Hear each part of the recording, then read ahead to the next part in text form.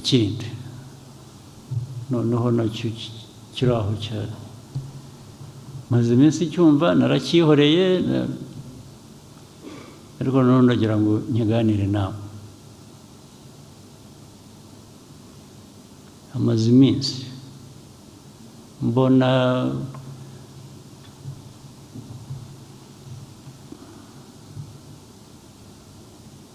ku mbuga zikoranya amakuru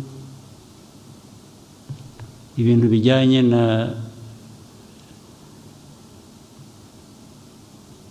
churches ibiriziya cyangwa n'amakanisa ibiki iminsi mbibona kandi sibwo bwa mbere hari ubundi icyo kibazo cyavutse sinzi niba bamwe mubyibuka bazara abantu basa n'abijijisha ntibagire memore ikintu cy'amakanisa ni iki murabanza mugahera ku induru ikavuga bafunze amakanisa babanje ugahera kuvuga ngo ariko ubundi yagiyeho ate amakanisa cyangwa niki ukabona amakanisa mu Rwanda ngo amakanisa bafunze ibihumbi amakanisa ibihumbi niki mwarwaye iki koko abanyarwanda ariko ngira ngo ni ibibazo byo kuba abanyafurika dufite ikibazo rwose imbaraga twari dukwiye kuba dukoresha gukemura ibibazo bya buri munsi bitureba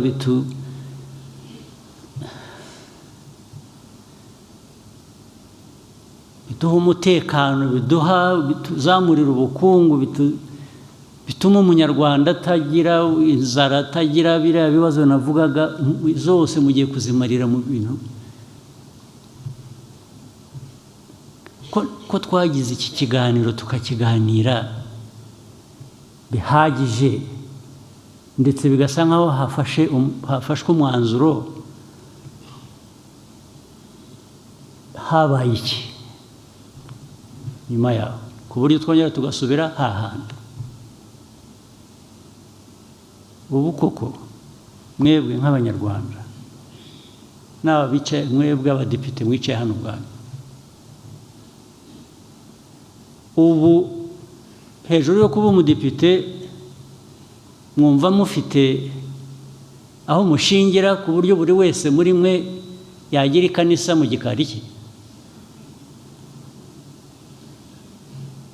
ukaba umudepite ukaba umupasitori ukagira ikanisa warangiza erega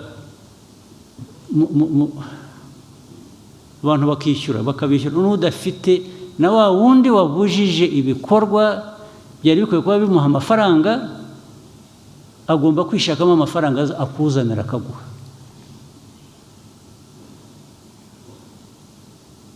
ni ukuvuga rero abantu bavugishije ukuri ayo makanisa amwe yagiyeho kugira ngo abantu bakamure na duke abantu bafite bibonera umutungo wabo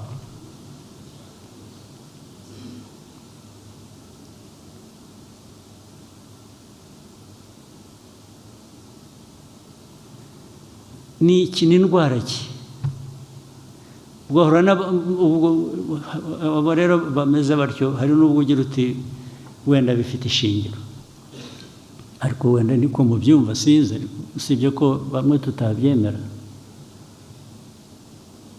uhuye n'umuntu aravuga ngo urareba nijoro nari ku musozi kanaka nabonekewe nahuye n'Imana navuganye nayo wahura n'undi akakubwira nawe ukundi Imana ibyo yamubwiye wahura n'undi ni umuhanuzi arahanura ibizaba ejo kuri kanaka no kuri kanaka mbere na mbere njyewe mpuye nawe ukambwira ibyo nabanza kukubaza niba utari umusazi ugomba kuba uri umusazi, niho nahera. Icya kabiri, nagusaba ubuhamya, evidence. Ibi ngibi uvuga yuko warayihuye n'Imana, ibyo yagutumye cyangwa yakuntumyeho, nyereka gihamya. Ariko Abanyarwanda mwarapfuye mugera aha ngaha ku buryo umuntu aza akabarindagiza, ari umuntu warindagiye akaza akabarindagiza, mugakurikira, ntibibe hamwe ntihabe handi, bikaba ahantu amagana ibihumbi. Igihugu se ubwo kiba kikiriho ko mwashize mutabaho?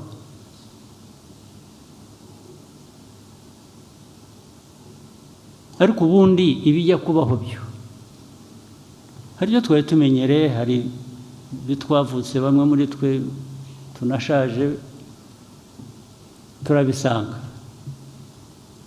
byamenyerewe abantu. Ibyo ntabwo nzirwa njya kubibaza, nubwo niyo naba hatari ibyo nemera, nta mpaka najyamo cyangwa nta rubanza najyamo, ndabyihorera bikamera gutyo. Ariko ibindi by'amafuti bidusanga hano, mwebwe abantu bakuze, abantu bazima, abantu mufite ibyo munyuzemo, umuntu akaza akarindagiza igihugu cyose, agafata igihugu akakigira ingwate, namwe mukarindagira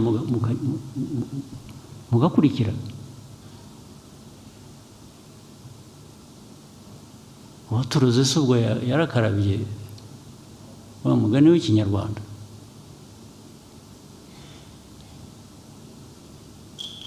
Abandi ngo muraho, mwagiye mu mashuri, mwarize, mwaraminuje, muraho, muri abantu b'abirasi, babandi ba VIP, warangiza ugashukwa n'umusazi ukamukurikira, ntunamubaze utari kurantwara he. Ariko handi muranabizi, hari n'abo bicaga, hari n'ubwo abantu bica. Niba mujya mukurikira amakuru simbizi, nko mu bindi bihugu umuntu umera atyo w'umusazi agatwara abantu, akabatwara ahantu abantu benshi magana ngahe, akababwira ibyo bakora, akababuza kurya, akababuza gufata iki, akababuza kugira gute, abantu bagapfa. Murabizi, murabumva, murabikurikira. Cyangwa n'ibyo mpimba. Byose nibyo mushaka mwebwe, nibyo mushaka kubamo, ibyo mushaka. Uwo muraha muhagarariye abaturage b'u Rwanda, barabatoye ngo mwarangiza n'ibyo murimo.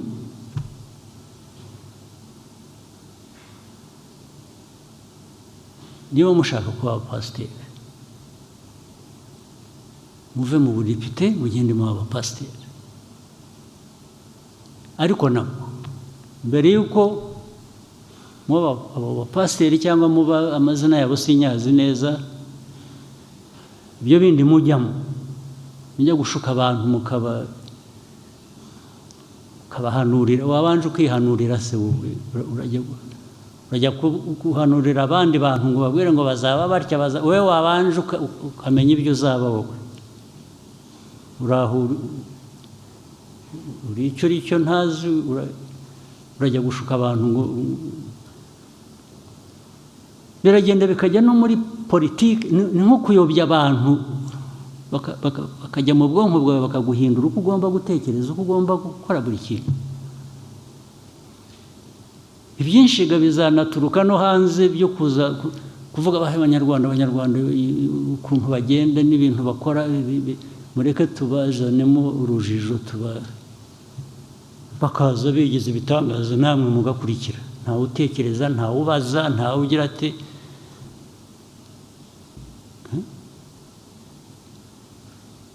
nuje.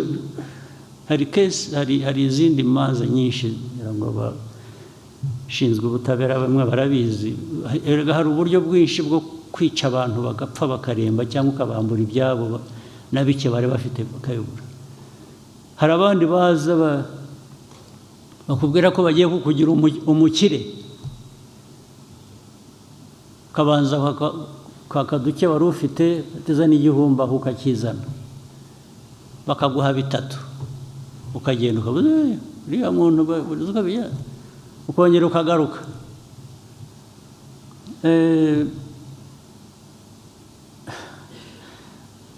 watanze igihumbi wavanyemo bitatu bikajya kurangira bakuvanyemo 20. Ibyo nabyo ntimubizi ntibibabamo hano hari utabizi. Ibyo rero byavuye naho bijya no mu madini bijya no mu nsengero bijya mu nabyo biba bityo.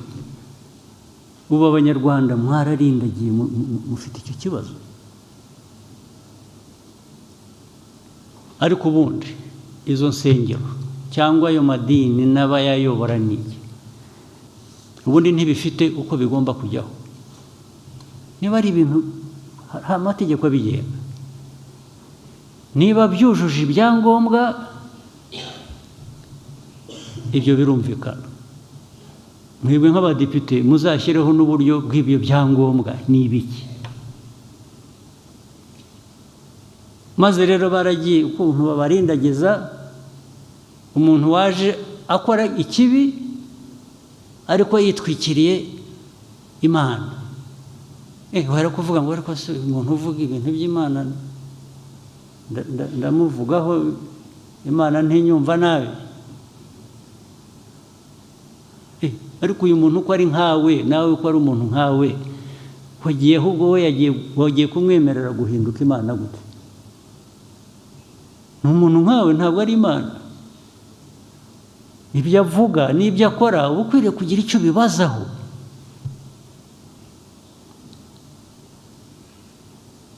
Ntabwo mwese mwabindindagizi mukaba u Rwanda bakarusenya ejo mugasangaga n'ibi byose tuvuga dushaka gukora biteza igihugu imbere. Hari umuntu waje abica mu mutwe ku buryo n'inshingano mufite cyangwa ari ibyo mwagombaga kwikorera mwebwe ubwanyu ari n'ibyo mukorera igihugu mukabivaho mukajya ku bindi.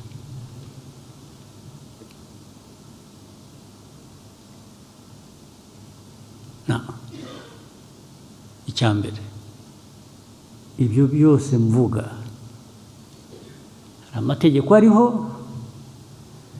cyangwa se niba ashaka hari biri na ngombwa kuyanoza hari ibitari biriho muri aya mategeko. Muri hano n'abandi banyarwanda mushyiraho ayo mategeko atugenga tugomba kubahiriza kugira ngo tutaza kuba abantu bari aho bintuza gusa. So bigomba kubahirizwa rero. Ibitubahirije amategeko ntibikwiye kubaho. Ubwo nabwo nabonye ku media bavuga ngo ibi bintu ariko banza perezida atabizi ibintu byo gufunga insengero ni icyaha. Ndabizi.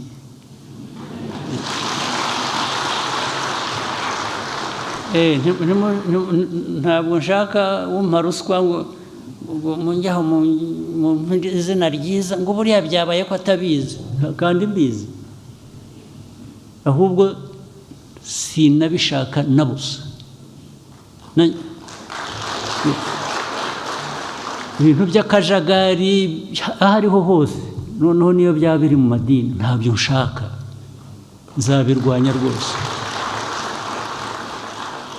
Niyo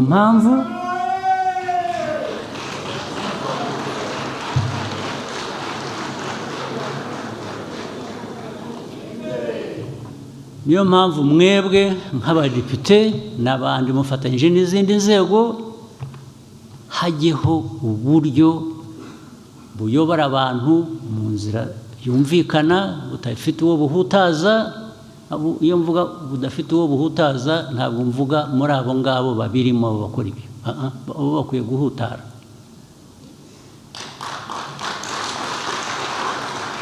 Abo mvuga badakwiye kugira icyo bahutaraho ni aba baturage mukwiye kuba muyobora abanyarwanda, nibo mvuga.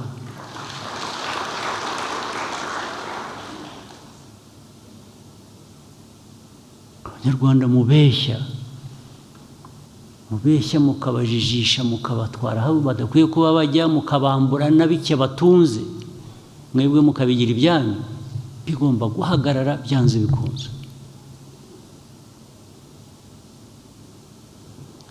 Icya gatatu rero noneho nge nzabagiraho inama nabyo mukakireba niba atari ko bikwiye. Aba bantu bateka umutwe bakanyura muri ibi by'amadini makanisa mu biki bakambura abantu ibyabo bagatwara amafaranga umutungo wabo, biraza gutuma dushyiraho umusoro. Umuntu araza gutunga, umuntu ajye asorera icyo yinjije. Waba wakinjije ku binyoma wabeshya abantu ukabatwara ibyabo igihe urwo rubanza rutaracibwa rw'uko ibyo wakoze ari ibinyoma cyangwa iki, bikabanze hajyeho umusoro. Naho gukora bizinesi uyinyujije mu nsengero ngo ntawe ayo wiba abaturage ati nibura tuzayagabana.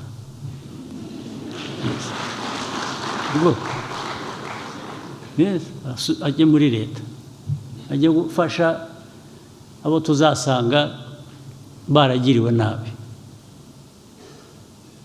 Ako kajagari gacike, kandi ntaho bihuriye. Iyo babivuga barabidramatizing, barabikabya bigasa nkaho leta yafunze insengero, yafunze ibintu byacitse bikavuga mu isi yose,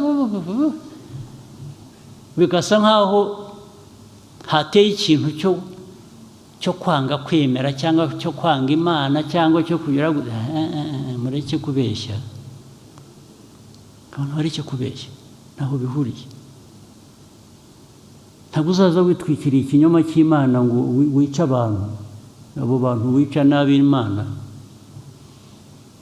uburenganzira se urabuvana he? Nanjye mfite uburenganzira, ubwo wenda nanjye nabuhawe n'Imana,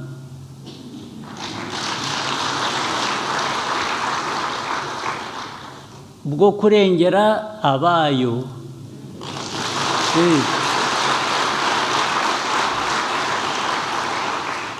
So ntabwo waza ngo untere ubwoba ngo ntambara.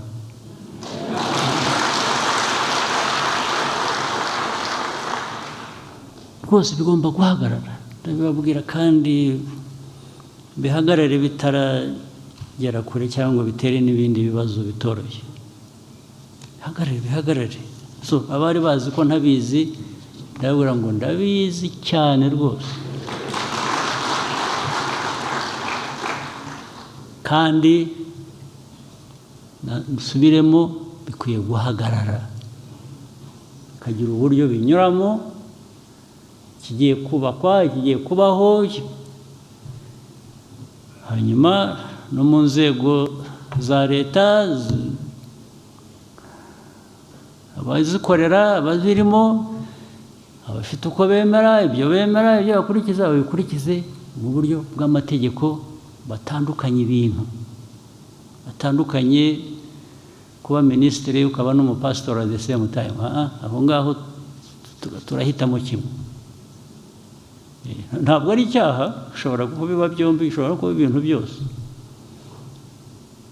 ariko kugira ngo tutangiza akazi dushinzwe gukorera Abanyarwanda bigomba kugira uko bitandukana.